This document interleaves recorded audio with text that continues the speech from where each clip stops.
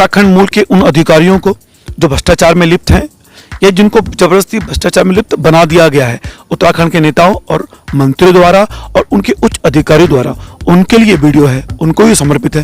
Please इस video को अंत तक आप लोग जरूर देखें क्योंकि आप उत्तराखंड के बेटे हैं। हाय, मैं रवि के बिंदास बोल में आपका स्वागत है।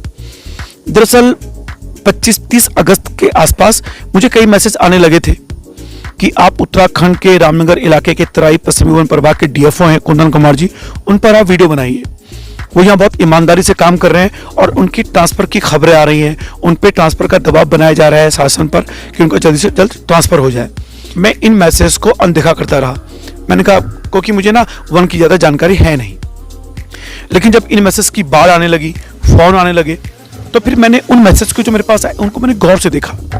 18 जुलाई 2022 को एक अधिकारी कुंदन कुमार जी का ट्रांसफर होता है रामनगर में और इतने कम समय के अंतराल में वो कई वाहन सीज करते हैं, कई अवैध आराम मशीनों को सील करते हैं और कई अपने जो इनके अधिकारी हैं वन अधिकारी उनको सस्पेंड करते हैं। और कल यानी कि 17 सितंबर प्रधानमंत्री मोदी जी के जन्मदिन के उपलक्ष्य पर भी उन्होंने अपने 2 अधिकारियों को अटैच किया अपने ऑफिस पे क्योंकि भ्रष्टाचार में लिप्त पाए गए थे। तो जब उनके बारे में मैंने जाना तो उनके बारे में मैंने वीडियो बनाया और ये वीडियो बहुत कम समय में फेसबुक में बड़ा वायरल हुआ।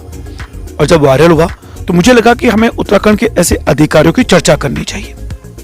ऐसे हमारे एक अधिकारी हुआ करते थे रामनगर के एसएचओ कैलाश पवार जी, उनको सिंघम कहा जाता था।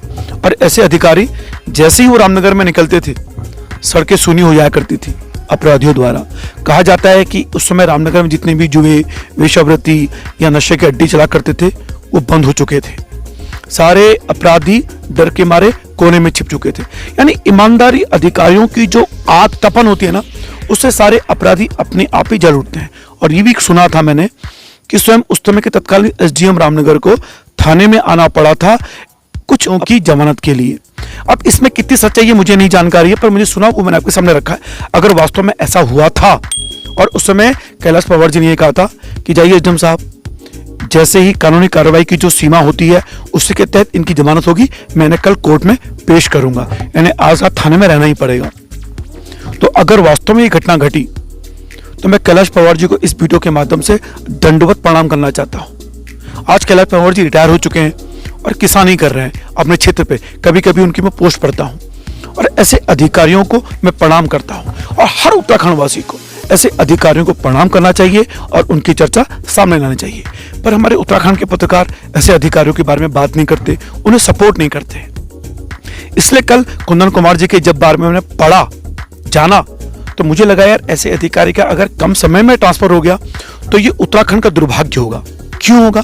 दरअसल हमारे जितने ईमानदार अधिकारी होते हैं ये उत्तराखंड के राजस्व को बढ़ाते हैं, उनकी आय को बढ़ाते हैं और इस राजस्व से फायदा किसको होने वाला है? उत्तराखंड को। दरअसल मैं इतनी ईमानदार से क्यों पत्रकारिता करता हूँ, क्यों ऐसी बातें सामने रखता हूँ? 1994 के उत्तराखंड आंदोलन से मैं जुड़ा हूँ। उत्तराखंड के पहाड़ की पीड़ा को मैंने देखा है करीब से। उत्तराखंड की महिलाओं ने बलात्कार सहा, उत्तराखंड के युवाओं ने सीने में गोलियां देखी, अल्पायु में मौत को चले गए बेचारे। किस लिए? इस उत्तराखंड के लिए। आज जब 2000 के बाद जो उत्तराखंड बना है उसमें इतना भ्रष्टाचार यहाँ हो जाएगा। हमारी पहाड़ की परिकल्पना के लिए उत्तराखंड बना और आज भी पहाड़ वैसा का वैसा है। आज भी पहाड़ में कोई व्यक्ति गंभीर रूप से बीमार होता है तो उसे चारपाई में लाया जाता है, सड़कें नहीं है। आज भी पहाड़ में उच्च कोटि के हॉस्पिटल नहीं है। हमारे वहाँ एम्स बन रहा है कुमाऊं क्षेत्र में, कहाँ बन रहा है? किच्छा में, मैदानी इलाके में। क्यों भाई? पहाड़ के इलाके में क्यों एम्स नहीं बन सकता है? क्यों गैरसैंण में बड़ा अस्पताल नहीं बन सकता है? क्योंकि हमारे अधिकारियों ने इस उत्तराखंड के लिए सोचा ही नहीं, नेताओं ने सोचा ही नहीं। ये काम किनका है? दरअसल जब मैंने कुंदन कुमार जी पर वीडियो बनाया तो बड़ा जबरदस्त वायरल हुआ रातों रात। मुझे बड़ी हैरानी हुई। यानी उत्तराखंड के लोग भी ईमानदारी को पसंद करते हैं। तो मैंने इस वीडियो के माध्यम से उन अधिकारियों को कहना चाहता हूं उत्तराखंड मूल के, अगर आप भ्रष्टाचार में लिप्त हैं, मजबूरी में हैं, और देखिए आप कितना पैसा कमाएंगे। आप पे करोड़ों की कोठियां बनी होंगी, अरबों रुपए आपने जमा लिए होंगे, करोड़ रुपए की संपत्ति आपने खरीद ली होगी। क्या इस युग में, इन पीढ़ियों में आपकी उस पीढ़ी को उसका सुख मिल पाएगा? कितना खर्च कर पाएंगे वो? अधिक से अधिक आप साल में कितना पैसा खर्च कर पाएंगे?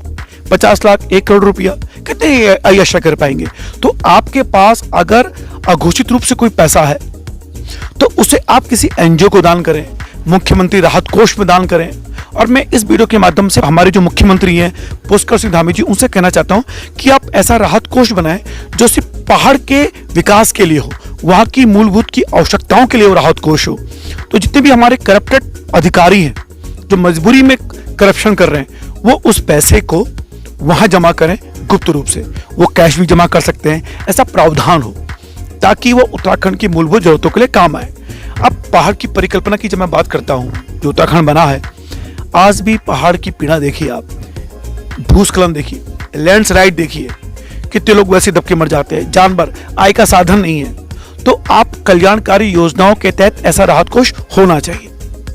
उन अधिकारियों से कहना चाहता हूं कि अगर आप पर कोई दबाव नहीं है तो भी अगर आप पैसा खा रहे हैं, भ्रष्टाचार कर रहे हैं, क्योंकि देखिए ये राजस्व आपकी जेब में जा रहा है, सरकार के पास नहीं जा रहा है। और हमारी उत्तराखंड की सरकार करोड़ों हजारों रुपए के कर्ज में डूबी हुई है। तो ये 1000 करोड़ रुपए के कर्ज में डूबी सरकार को आप कुछ राजस्व प्रदान कर सकते हैं ईमानदारी करके। अब जब मैंने ये सुना था कुंदन कुमार जी के, मैंने पढ़ा तो चर्चा सुनने में आई थी कि जब ये हल्द्वानी में थे तो इन्होंने 2.5 गुना राजस्व सरकार के खाते में जमा करवाया। यानी कि जो ईमानदार अधिकारी हमारे इस उत्तराखंड की हैं, वो हमारे लिए धरोहर हैं और ऐसे ईमानदार अधिकारियों की चर्चा होनी चाहिए। कैलाश पवार जी ने जब यहाँ थे तो उन्होंने यहाँ के जो पत्रकार थे उन्हें अपने थाने से दूर रखा था। उन्होंने कहा नहीं, आपको जरूरी खबरें चाहिए, आपको मिलेंगी, थाने के अंदर नहीं आएंगे। तो ये जो हमारे पत्रकार लोग हैं, जब पुलिस के साथ बैठ के चाय पीते, नहीं लगता है कि भैया देखो हमारी पुलिस से जान पहचान है, हमारी इस अधिकारी से जान पहचान है। क्या होगा इस जान पहचान से? मुझे बड़ा आश्चर्य होता है। मैं भी एक पत्रकार हूँ, मुझे नहीं फर्क पड़ता कि मैं किसी अधिकारी के साथ चाय पी रहा हूँ, नहीं पी रहा हूँ, किसके साथ मेरी फोटो है या नहीं है, और ना ही मैं सोशल मीडिया में अपलोड करता हूँ। हाँ, जो सम्मानित अधिकारी हैं, ईमानदार अधिकारी हैं, उनके साथ फोटो खिंचाना, उनके पैर छूना, ये मेरा सौभाग्य होगा। क्यों? क्योंकि मैं इस उत्तराखंड के लिए समर्पित हूँ, इस उत्तराखंड के लिए मेरी पीड़ा है। जो व्यक्ति, जो नेता, जो अधिकारी, जो समाजसेवी उत्तराखंड के लिए सोच रहा है ईमानदारी से, वो मेरे लिए पूजनीय है। उत्तराखंडी मूल के होने से ही मेरे लिए कोई पूजन नहीं हो जाता। इसलिए मैं कहना चाहता हूँ इस उत्तराखंड के अधिकारियों से, प्लीज थोड़ी आंख में जो शर्म बची है उसे बचा के रखिए, थोड़ा करप्शन कम कीजिए।